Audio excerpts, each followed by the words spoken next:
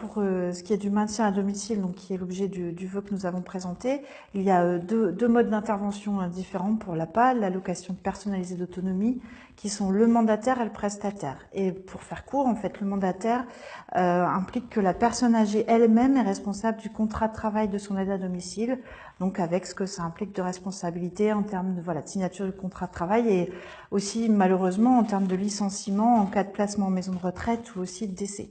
Le prestataire, en fait, l'aide à domicile est salarié d'une association ou d'une communauté de communes, par exemple.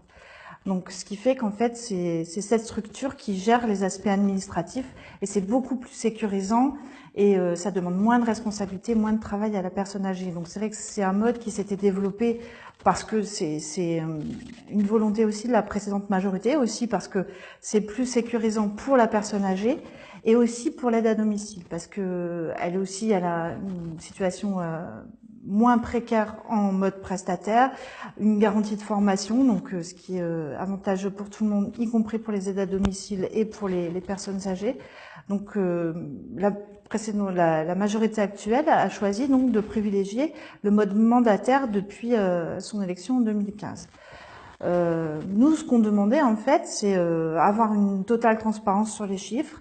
Une partie de la réponse nous a été donnée en nous communiquant les tableaux. On a un point actuel de l'application de l'APA en mode mandataire ou prestataire, mais on demandait aussi les chiffres en termes de préconisation et cela on les a pas encore.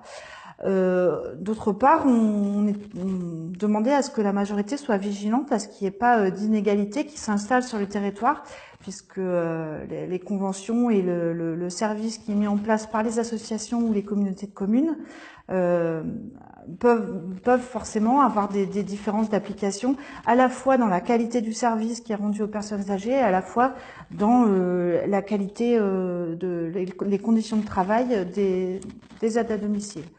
Et enfin, la loi prévoit le libre choix, en fait. Même si, par exemple, on peut préférer le mode prestataire pour des raisons sociales, la loi prévoit le libre choix. Et nous, le problème, c'est qu'on nous remonte des cas où les gens, on leur propose un plan d'aide en mandataire, la personne âgée le refuse, et la deuxième proposition est à nouveau faite avec le même nombre d'heures et aussi en mandataire. Donc nous, on demandait clairement au président que la deuxième proposition en cas de refus soit faite en prestataire pour se conformer avec la loi. Et malheureusement, ce vœu a été rejeté par la majorité.